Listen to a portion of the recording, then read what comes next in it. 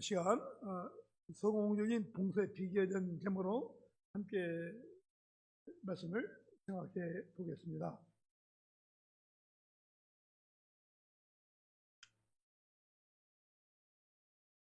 오늘 우리가 이 본문의 말씀 보면은 하나님을 경외하라는 내용이에요. 우리가 하나님 앞에 경외하는 방법이 여러 가지 있어요. 오늘 우리 이런 말 있죠. 천국은 믿음으로 간다. 내 상급은 봉사와 헌신으로 받는다. 우리가 정말 천국을 소망하는 자요, 천국에서 영원토록 하나님의 그 영광 가운데 거기 기쁜 자라면 우리가 이 땅에서 효율적인 삶을 살아가야 될 것입니다. 그죠? 우리가 제가 이런 얘기예요. 군대에서는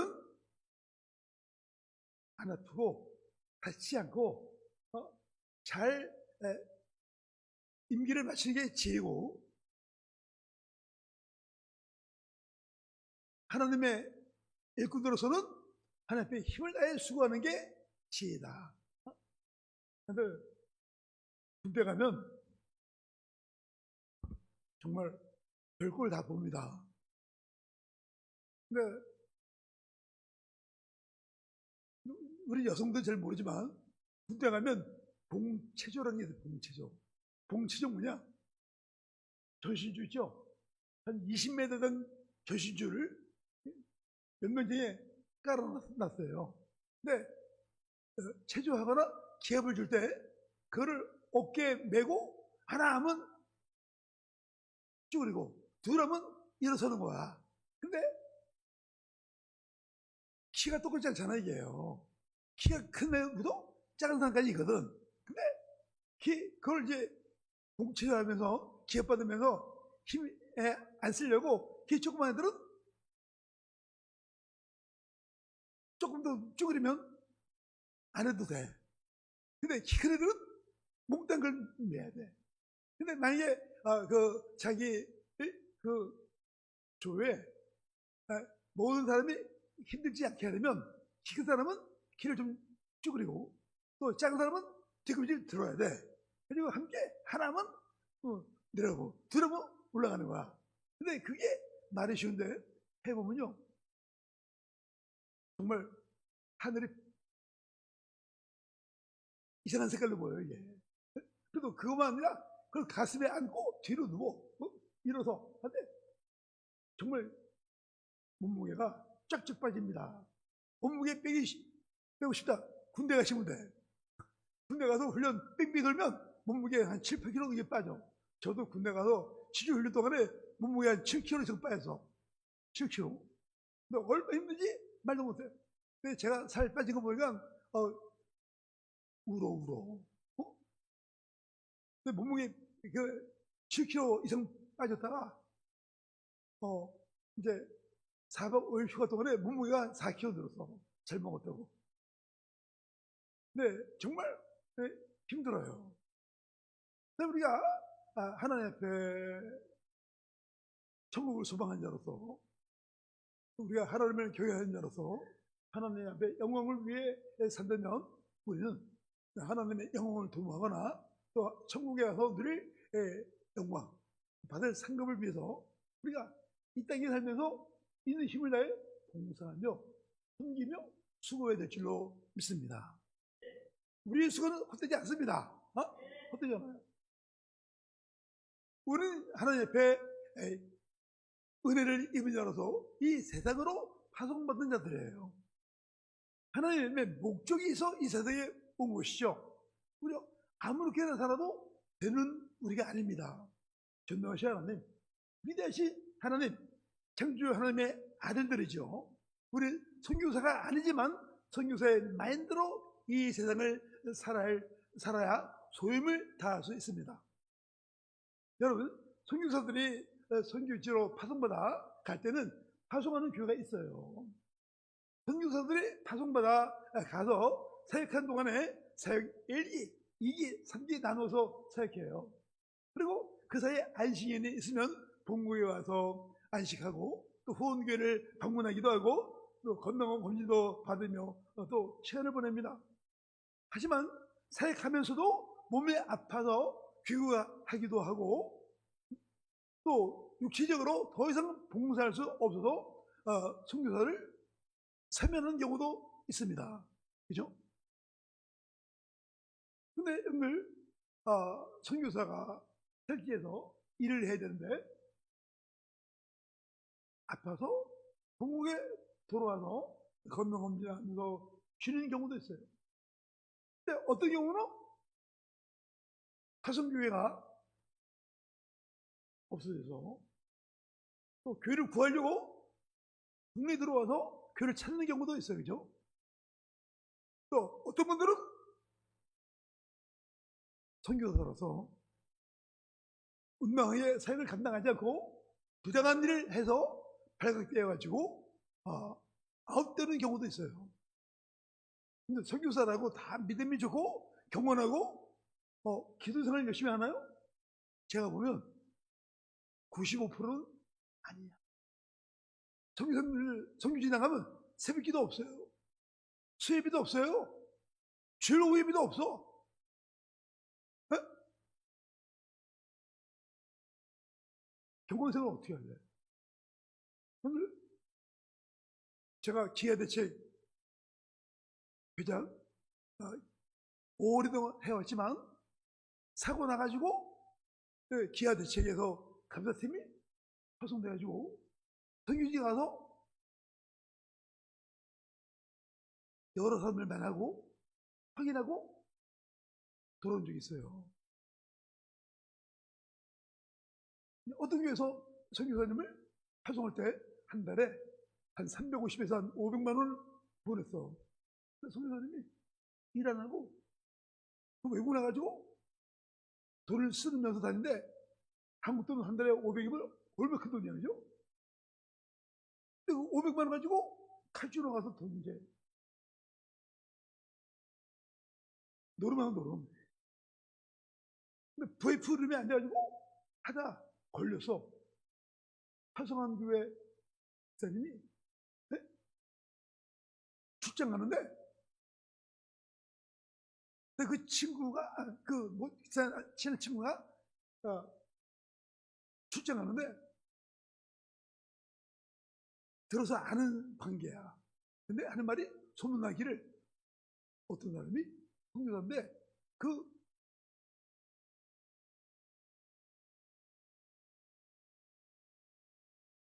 카지노에 VIP 회원이란 거예요. 선교사님이 해주고 지난번 기아대책에서 감사팀이 가가지고 만나가지고 선교사직을 박살냈어요. 그리고 다른 분이 갔어요. 그런 적도 있어요.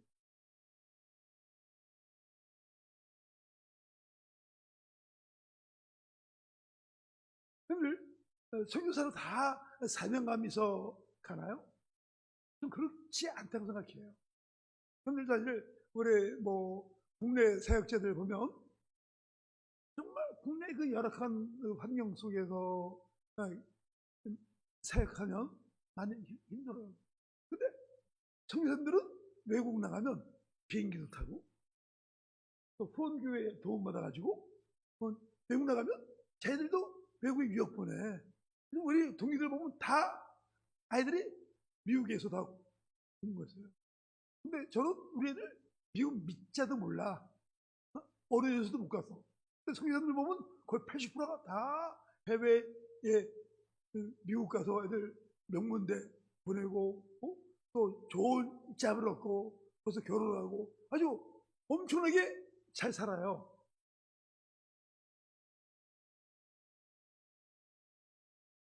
근데 우리가 선교사님 가운데 어떤 분들이에요. 선교 사명 없지만 어떤 선교사의 영화를 알고 그리고 선교사로 자원하는 분들이 있어요. 이런 분들은 잘못된 의식 또 지나치게 강조된 감정적인 어떤 은혜 받은 순간을 가지고 선교사로 지망했지만 근데 그 소명이 하나님께로부터 나온 것이 아니라면 하나님을 기쁘시게 할 수 없다 이거죠. 오늘 본문에 찌르는 말인데, 오늘 말씀 가운데 보면 1절에 너는 하나님의 집에 들어갈 때 내 발을 삼갈지어다. 가까이 하여 말씀을 듣는 것이 우매한 자들이 재물 드린 것보다 나으니 그들은 악을 행하면서도 깨닫지 못함입니다. 오늘 이 우매자, 이 히브리어 언어에 보면 여러 말 뜻이 있는데, 우매자라는 것이 성경에 한마디로 번역되고 있지만, 히브리 언어에 보면 여러 말들이 있어요. 그 뜻에 보면은 악한 자, 교만한 자, 속이 빈 자, 멍청한 자, 지력이 없는 자, 변명하지 못한 자, 조임성이 없는 자, 거역하는 자, 이런 사람을 가리켜 통칭으로 우매자 이렇게 말해요. 근데 오늘 여기 본문에서 사용되고 있는 이 우매자란 누굴 말하냐? 자기를 의뢰하는 자, 자기를 믿는 자를 말해요. 자기 자신을 의뢰하는, 자기 의뢰 감정이며 결정적으로 육을 내세우며 자신이 무엇이든지 할 수 있다고 큰 소리 치는 자를 가리킵니다. 그 결과 2절, 5절, 6절에 나오는데, 2절에 보면 너는 하나님 앞에서 함부로 입을 열지 말며 급한 마음으로 말을 내지 말라. 하나님은 하늘에 계시고 넌 땅에 있음이니라. 그래서 마땅히 말을 적게 할 것이니라. 그 다음에 5절 보면 5절에 서운하고 갚지 아니하는 것보다 서운하지 아니하는 것이 더 나으니, 6절에 내 입으로 내 육체가 범죄하게 하지 말라. 다자 앞에서 내가 서운한 것이 실수라고 말하지 말라. 어찌 하나님께서 내 목소리로 말미암아 진노하사 내 손으로 하는 것을 멸하시게 하랴. 여기 심각하게 감정적으로 충격 받은 사람이 있어요. 그는 어떤 기회인지 모르지만 아주 그 집회를 통해서, 그 기회를 통하여 보조된 경험을 맛보고는 하나님의 집에서 특별 서원을 하게 된 거예요. 근데 그 흥분이 가라앉자 정신이 돌아가지고 하나님의 서원했던 그 약속을 취소하게 된 거예요. 결과적으로 입으로 죄를 짓게 된 것이죠. 오늘도 마찬가지예요. 어른 지경에 처하게 되면 괴로움이 너무 클 때 하나님 저의 문제를 해결해 주십시오. 저에게 살 길을 열어주시면, 저의 경제적인 문제가 해결되면 제가 하나님 앞에 이렇게 제가 바치겠습니다. 그러시죠? 사업한 사람이 한 100억 잃어버리게 생기는데 하나님 그 100억 문제 해결해 주시면 제가 10억을 제가 드리겠습니다. 보세요? 하지. 근데 문제 해결돼서 돈 왔더니 아까워. 말 없었던 거로 그냥 넘어가더니 말이지. 그죠? 충분히 그러시죠. 어떤 집은 자녀를 못 낳아. 하나님 나에게 아들을 주시면 제가 하나님 바치겠습니다. 아들 줬더니 아까워. 하나님의 일꾼들은 쓰시기에 너무 아까워가지고 안 해.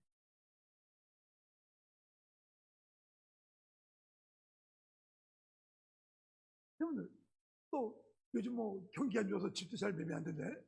요즘 뭐 제주도 같은데 요즘 뭐 타운하우스 40%가 내렸다 얘기해요. 우리 아는 분도 집을 팔게 되는데 5년 지나도 집을 못 팔아. 근데 하는 말에 집 좀 팔면 좋겠어요. 근데 그분들이 한 집만 팔리기만 하면 제가 한 편에 제가 5천만 원 제가 바치겠습니다. 팔려봐. 아까워. 못 받쳐. 근데 이렇게 약속을 지키지 않는 게 하나님의 죄가 된다는 거예요. 로마서 14장 23절에 믿음으로 조차하지 아니하는 모든 것은 죄니라. 믿음으로 조차하지 아니하는 모든 것은 죄니라. 그렇습니다. 아무리 감정적인 열정과 열광으로 인하여 취진 행동이라도 그것은 사실 믿음에서 나온 것이라고 말할 수 없어요. 우리 은혜 받았다고 막 거품 물고 막 크게 기도하지만 그것이 육신의 열정에서 나온 수도 있거든요. 이게요. 그러면 다 우매자의 제사다. 구약에 보면 다른 형태의 제사를 언급하는데 그것은 뭐냐면 사랑의 제사예요. 사랑의 제사. 시편 40편 5절에 보면 여호와 나의 하나님이여 주께서 행하신 기적이 많고 우리를 향하신 주의 생각도 많아 누구도 주와 견줄 수가 없나이다. 내가 널리 알리 말하고자 하나 너무 많아 그 수를 셀 수도 없나이다. 하나님의 압도적인 사랑을 언급하고 있는 거예요. 하나님의 사랑이 얼마나 큽니까? 정말 하나님의 사랑은 너무 커서 오면에서 헤아릴 수가 없어. 그래요. 하나님의 사랑은 우리의 생각을 초월하죠. 정말 감동이에요, 감동이야. 근데 하나님의 압도적인 사랑에 대한 다윗의 반응이 시편 46절에 나와 있는데 6절에 보면 주께서 내 귀를 통하여 내게 들려주시기를 제사와 예물을 기뻐하지 아니하시며 번제와 속죄제를 요구하지 아니하신다 하신지라.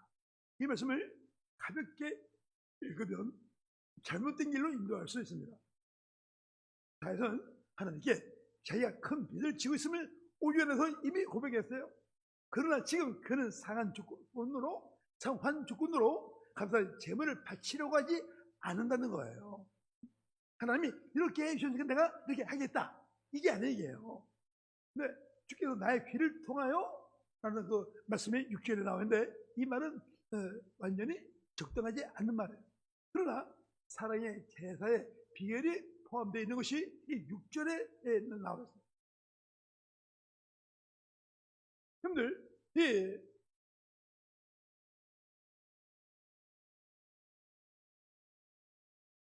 6절에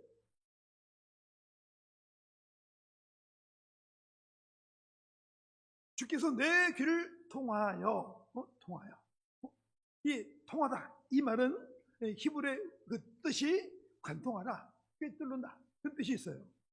주께서 나의 귀를 꿰뚫어 관통해 주셨기 때문에 제사나 예물이 없어도 된다는 것을 6절이 말하고 있는 거예요. 다윗은 시편 46절에서 제물로 바칠 것으로서 더 이상 가지고 있는 것이 없어서 제사도 제물도 드릴 수 없다고 말하고 있는 거예요.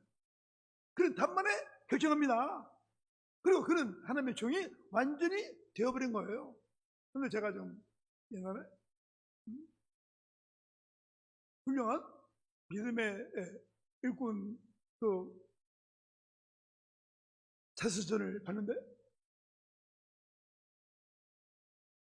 그는 하나님께 받은 은혜가 너무 큰데 바치기 없어지고 먹는 바구니에 발을 집어넣었대요.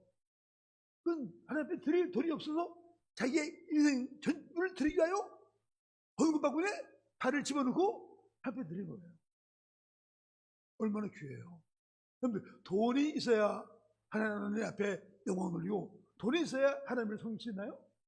아니. 사실 하나님 앞에 물질은 하나의 대표적인 것이지 우리의 제일 중요한 것이 우리의 삶 아닐까요? 우리의 생명, 우리의 저희 인격을 하나님께 바치는 것이 얼마나 귀할까요? 돈은 그리 큰 게 아니야. 삶을 드리고 내 인생을 드리고 내 전 생애를 하나님께 바치는 것만큼 귀하고 아름다운 일이 어디 있겠는가?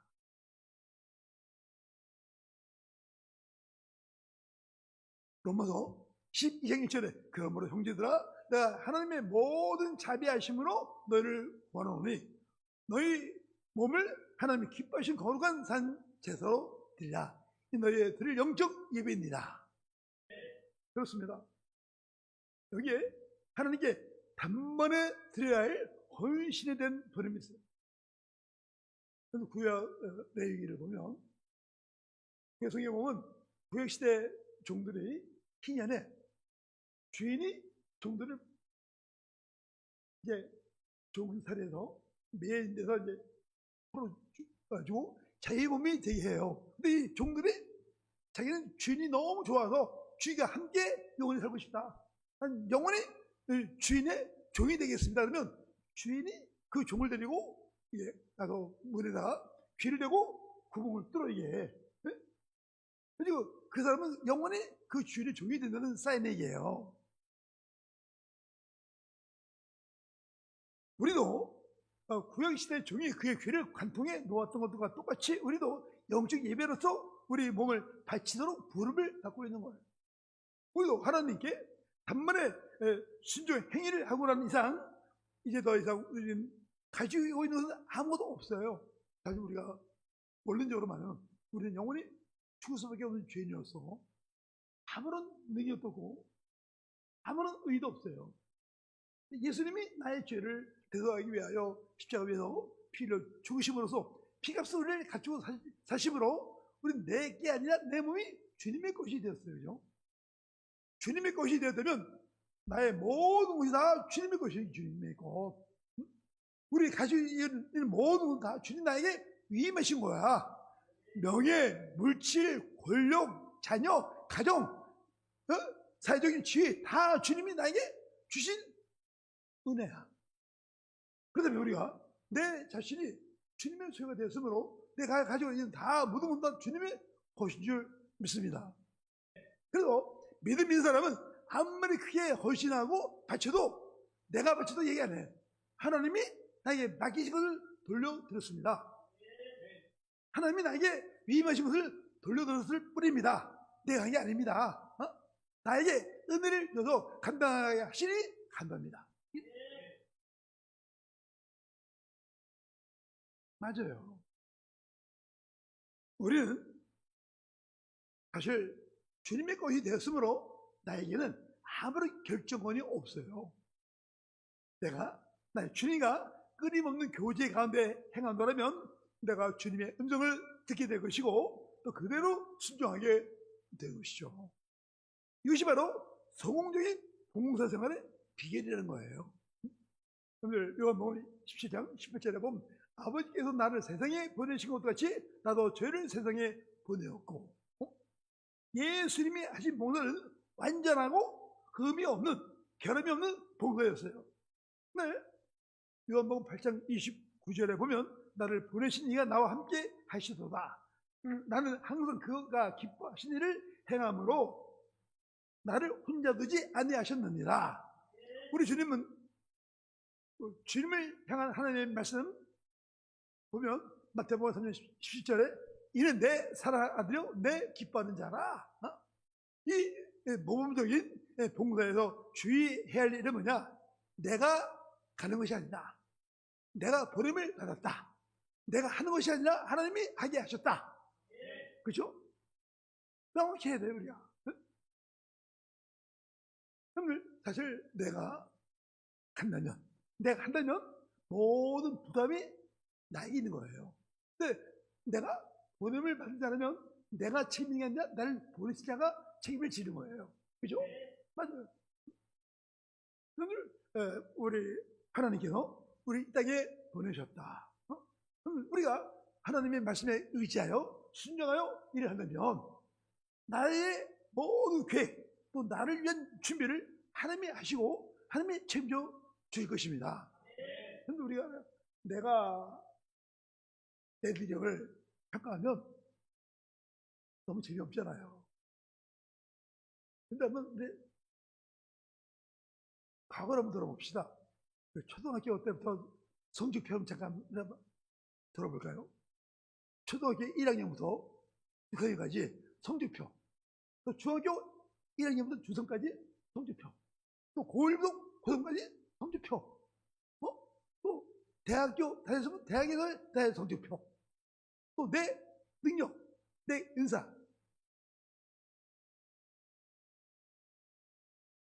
그럼 내가 할 수 있는 뭐가 있겠어요? 근데 우리 믿는 시자가 아주 놀라운 것은 전능하신 하나님의 손에 붙잡힘을 받아 믿음을 하면 또 하나님의 쓰임받게 되면 놀라운 일이 일어나게 된다는 거예요. 하나님은 낮은 자를 통해서 높은 자를 부끄럽게 하시고 어리석은 자를 통해서 지은 자를 부끄럽게 하시고 없는 자를 통해서 있는 자를 부끄럽게 하시고 없는 자도 있게 하시고 있는 자들도 없게 하신다는 거예요. 그러면 우리가 사실 전능하신 하나님 앞에 우리가 인간적으로 잘할 게 뭐가 있겠어요? 우리가 우리는 하나님의 은혜로 사는 자들이에요. 하나님 나를 크게 써주시면 놀라운 일이 일어나게 될 거예요. 나는 아무도 아니야. 근데 제가 보니까 하나님은 없는 자를 통해서 큰 일을 이루시고 난 자를 통해서 큰 일을 이루신다니까. 왜? 그들은 나는 아무것도 아닙니다. 난 무식합니다. 가지고도 없습니다. 나는 힘도 없습니다. 하나님만 믿을 뿐입니다. 그 하나님이 크게 쓰신다는 거예요. 오늘 우리 영광교회 김정은 장로님, 우리 교회 김성숙 본사 남편이지만 그 장로님이 오늘 결혼할 때 우리 모두 참 불쌍해서 김성숙 청년이 결혼하는데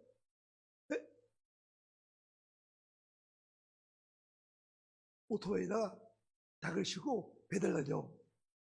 그런 청년하고 결혼한 거야. 우리 모두가 야 결혼 지질이 못했다. 저렇게 결혼하냐? 했는데 지금 회장님이야. 가만치 동덕 회장님이야. 전국에 대리점이 몇백 개야.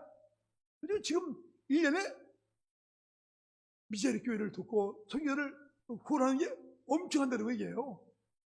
그분이 우리 조계 장로 회장을 하셨고 총회에서 힘이 있으니까 그분이 존경받고 간증하러 다녀요. 요즘에 간증하러. 하는 나에게 이렇게 도움을 줬다. 내 옛날에 이렇게 청년 때 고생하고 어려움 많이 겪었지만 하나님이 나의 앞길을 형통한 길로 인도해주셨다. 놀라워. 그럼 우리가 하나님은 교만한 자, 잘난 체한 사람, 어깨에 힘준 사람 하나님 별로 안 좋아하죠. 겸손한 자. 나는 아무도 아닙니다. 난 날마다 죽습니다. 내가 죽어야 하나님이 사용하시지. 내 성질, 내 근성, 내 못된 자아가 살았으면 하나님이 사용하지 않으셔요. 근데 모든 걸 내려놓고 주 앞에 주님만이 믿습니다. 주님이 이끄심을 믿습니다. 순종합니다. 따르겠습니다. 믿음으로 순종할 때 하나님이 우리를 귀하게 사용할 줄로 믿습니다. 우리 동안교회 성도들요, 우리는 교만합니까? 겸손합니까? 나를 드러냅니까? 나를 감춥니까? 성경 보면 기도원도 그래요. 사울도 그래요. 다 하나님 앞에 쓰였는데 숨었어. 전부 숨었어. 근데 하나님이 그들을 찾아내가지고 그들에게 기름 부어 하나님 종으로 세우셨어요. 하나님은 겸손한 자를 쓰시지 교만한 자를 사용하지 않으셔요.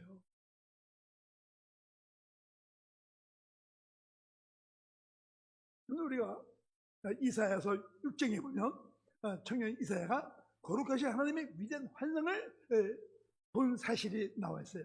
근데 그 결과 이사야는 자기 자신의 부정과 무가치함을 인식했어요. 6절 7절에 보면 이렇게 말합니다.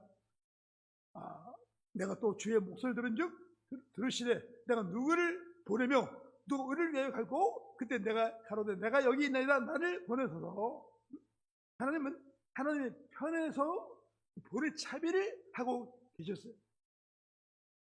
하나님이 누가 나를 위해 갈고 할 때 이스라엘은 주여 나를 보내서 내가 가겠나이다. 이스라엘은 그저 하나님 앞에 순종하며 가기만 하면 되는 거예요. 책임은 하나님이 지신 거야. 이스라엘은 하나님 앞에 보냄을 받은 자로서 그가 책임져야 할 일은 뭐냐? 자기를 보내신 하나님 앞에 성실하게 잘 쓰여지기만 하면 되는 거예요. 고린도전서 4장 2절에 맡은 자들에게 구할 것은 충성이니라. 맡은 자들에게 반드시 열매를 구하는 게 아니라 충성을 구한다는 거예요. 충성. 두 번째로 우리가 주셔야 할 참된 봉사는 뭐냐면 예수께서 말씀하시기를 내 아버지께서 나를 보내신 것 같이 나도 너희를 보내노라. 여기는 사상이 뭐예요? 내 아버지께서 나를 보내신 것 같이 나도 너희를 보내노라. 예수님은 자기가 보내심을 받았던 것과 똑같은 방법으로 우리를 보낸다는 거예요, 이게 또 세상에. 그래도 만일 내가 주님의 봉사에 모범과 계획을 조사해 보면 내가 활동해야 할 그 기반을 배울 수 있어요. 그래서 그리스도께서 보내심을 받은 목적을 보면 예수께서 자기 자신에 관한 말하기를 인제 응원은 잃어버린 자를 찾아 구원하려 함입니다. 또 요한복음 10절에 내가 온 건 양으로 생명을 얻게 하고 더 풍성히 얻게 하려는 것이라. 이 기절은 우리에게 우리 주님의 파송 배후에 있는 동기를 잘 보여줍니다. 요한복음 17장 4절에 보면 아버지께서 내게 하라고 주신 일을 내가 이루어 아버지를 이 세상에서 영화롭게 하였사오니. 우리 이 말씀에서 그리스도께서 오신 진정한 목적을 알 수 있습니다. 예수 그리스도께서 아버지를 영화롭게 하기 위하여 이 땅에 오시다는 건 물론 사실이에요. 그런데 성공적인 봉사의 비결이 뭐냐? 예수님이 보내심을 받았던 것과 똑같은 목적, 즉 언행 심사에 있어서나 하나님을 영원하게 할 목적으로 보내심을 받았다는 사실을 인식하면 그때 우리들의 많은 생각이 새로워지고 재정비하게 될 것입니다. 우리가 주님께 보냄을 받은 자로서 우리가 주님 같은 그 의식이 있다면 새로운 가치를 갖고 또 새로운 우선순위를 갖고 사용하게 될 것입니다. 사실 하나님을 믿는 자로서 하나님을 영원롭게 하는 일, 하나님의 영광 위하여 일하는 것은 남녀노소 피부 기초를 막론하고 누구나 해야 할 과업이에요. 특별한 사람, 장로님만 고사님만 하는 게 아니라 모든 신자가 다 해야 할 일이에요. 하나님을 향한, 다시 말씀드릴게요.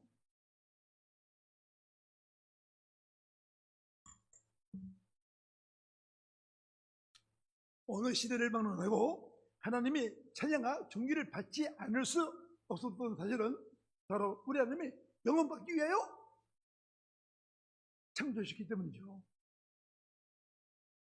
하나님을 향한 인간이 그 가진 사랑이 너무나 뜨겁고 열렬했기 때문에 하나님의 영광이 넘쳐 흐르게 됐던 것이죠. 나의 봉사가, 나의 헌신이, 나의 수고가 하나님께 영광을 돌려야 한다는 이 한 가지 일에 집중된다면 모든 봉사가 한량없이 기능하는 것이 되며 모든 일에 새로운 의미가 생겨나게 될 것입니다. 그런데 우리가 하는 일이 얼마나 귀한 일인가? 마지막으로 또 다른 봉사 비결은 우리 주님과 똑같은 목적뿐만 아니라 똑같은 방법으로 보내심을 받았다. 그렇습니다. 내 아버지께서 나를 보내신 것 같이 나도 너희를 보냈노라.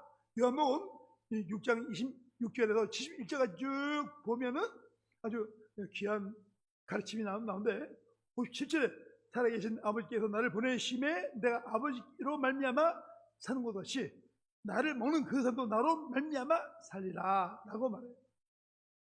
여기서 예수님이 가르치셨던 그 살아계신 아버지께서 그를 보내셨음에 그는 아버지로 인하여 산다는 진리예요. 그런데 그 아들이 지금 우리를 보내고 계시는데 우리도 그를 먹으며 역시 그로 인하여 우리로 살 것이라는 진리예요. 그런데 많은 제자들이 이 진리의 가르침을 오해하고 있었어요. 중보판 신약 성경에 보면 예수의 제자들이 이 말씀을 듣고 많은 제자들이 말하기를 이 말은 딱딱하고 어려우며 이상한 말이다. 또 그렇게 하고도 감당하기 어려운 메시지로다. 이 말을 이해할 사람이 누가 있겠느냐? 누가 이런 교훈을 들으려고 나오겠느냐? 의문을 제기했어요. 66절에 보면 그때부터 그의 제자 중에서 많은 사람이 떠나가고 다시 그와 함께 다니지 아니하더라. 오늘날도 많은 사람들이 돌아가서 예수님과 함께 다니지 않는 비극이 있습니다. 주님께서 말씀하시기를 나를 먹는 그 사람도 나로 인하여 살리라. 63절에 보면 살리는 것은 영이니 영은 육은 무익하니라. 내가 너에게 이른 말은 영이요 생명이라. 예수님은 그 설명하는 것이 모든 다 영적이에요. 사람이 매일 음식을 먹어야 사는데 좋은 음식과 영의 조절이 필수적이에요. 그죠? 영양이 없는 음식을 먹으면 힘을 쓸 수 없어요. 또 썩은 음식을 먹으면 병들고, 또 독약을 먹는 경우에 고통위주로 가게 되겠죠. 우리 인생들이 예수님이 우리 안에 들어와 계시면 내 혼의 건강이 아주 또 생기가 넘쳐나게 될 것입니다. 나를 먹는 그 사람도 나로 인하여 살리라. 내가 나의 언의 신다를 그리도로 먹이면 나도 그리도와 같이 된다는 거예요. 그러면 순결성, 또 평강과 희락이 있게 되는데, 이 모든 것들은 다 주님께 속한 것들이다. 예. 우리가 주께서 주신 말씀을 받아 먹을 때 주님이 내 안에 거하시게 될 줄로 믿습니다. 우리 주님은 하나님의 아들이신데 주께서 일하신 방법은 자기는 아무것도 아니요, 오직 하나님 아버지의 뜻만 쫓고 아버지를 힘입어 일을 했다는 거예요. 우리도 일을 할 때 내 자유로, 내 힘으로 할 거 아니라 하나님 아버지께서 주신 힘으로 해야 될 줄로 믿습니다. 요한복음 8장 28절에 내가 스스로 아무것도 하지 아니하고, 요한복음 14장 10절에 내가 너에게 이를 말이 스스로 하는 것이 아니라 아버지께서 내 안에 계셔 그 일을 하시는 것이다. 봉사하게 될 때 예수님은 자기를 보내신 아버지를 전적으로 또 철저하게 의탁했어요. 주님은 자기 자신을 무제한 아버지 처분에 맡기셨어요. 그래도 주님께서 요한복음 4장 34절에 내 양식은 나를 보내신 이의 뜻을 행하며 그 일을 온전히 이루는 이것입니다. 우리가 알 수 있는 것은 주님이 성공적인 봉사를 하게 된 것은 그의 신성이 아니라 자기를 보내신 아버지에게 온전히 의탁했기 때문이다. 그렇습니다. 우리도 예수께서 행하신 대로 믿음으로 행하면 성공적인 봉사를 하게 되고 또 큰 기쁨을 맛보게 될 줄로 믿습니다.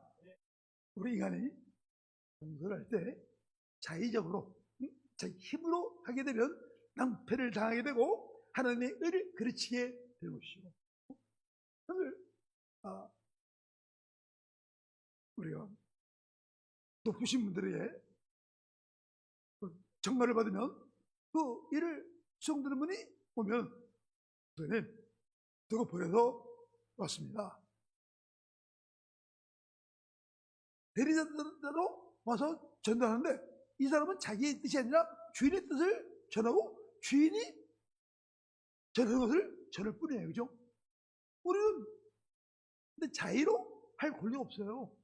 우리가 겸손하고 그 하나님 앞에 번임을 받은 자로서 하나님의 뜻에 온전히 맡기고 전적으로 순종하고 믿음을 행할 때 하나님의 기이한 역사가 우리에게 나타난다는 거예요. 우리 왜 실수하냐? 자기를 드러내는 게 이게 문제예요. 자기를.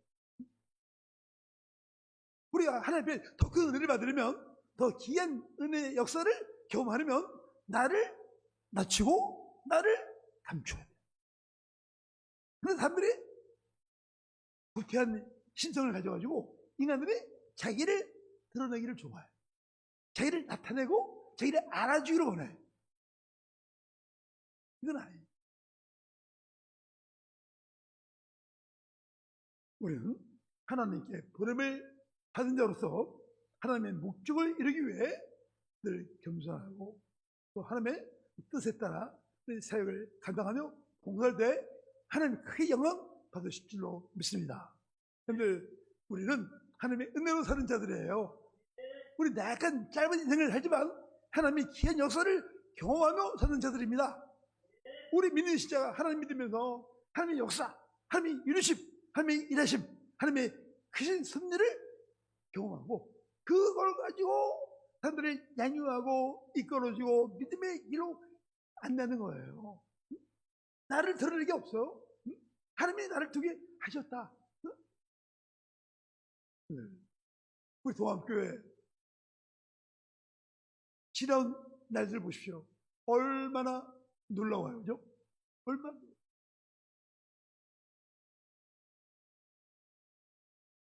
하나님이 이러시면 우리의 상상을 초월해. 우리 하나님 전지전능하신 분이고 등치 못하면 없어진 분이신데 우리가 왜 하나님 앞에 그 은혜를 입지 못하느냐? 한번 내 자신을 좀 깊이 성찰하면서 우리의 믿음, 우리의 마음가짐, 우리의 삶을 재정비하고 온전히 믿음의 길을 가면서 하나님의 목적을 이루기 위하여 온전히 수정하며 하나님의 온전히 의탁하며 믿음으로 사시기를 바랍니다. 하나님만을 영원하게 하십시오. 하나님께요 기뻐하시면 여러분들에게 놀라운 기회들을 행하실 줄 믿습니다. 여러분들 하나님 앞에 봉사하는 것 너무 아까워하지 마십시오. 하나님 앞에 헌신하는 것 너무 수고하게 여기지 마십시오. 하나님 다 알고 계셔요. 우리의 수고, 우리의 눈물의 기도, 우리의 헌신 다 알고 계십니다. 절대 공짜가 없다. 공짜가 없다. 우리 제들이 교회 안 나와도 우리 부모님들의 그 신앙과 헌신을 보시고 하나님이 가지고 복을 주실 거예요. 우리는 하나님 앞에 내가 어떻게 섬겨야 올바르냐, 내 자신의 삶을 잘 돌아보면서 날마다 새로운 믿음의 삶이 이어지기를 축원합니다.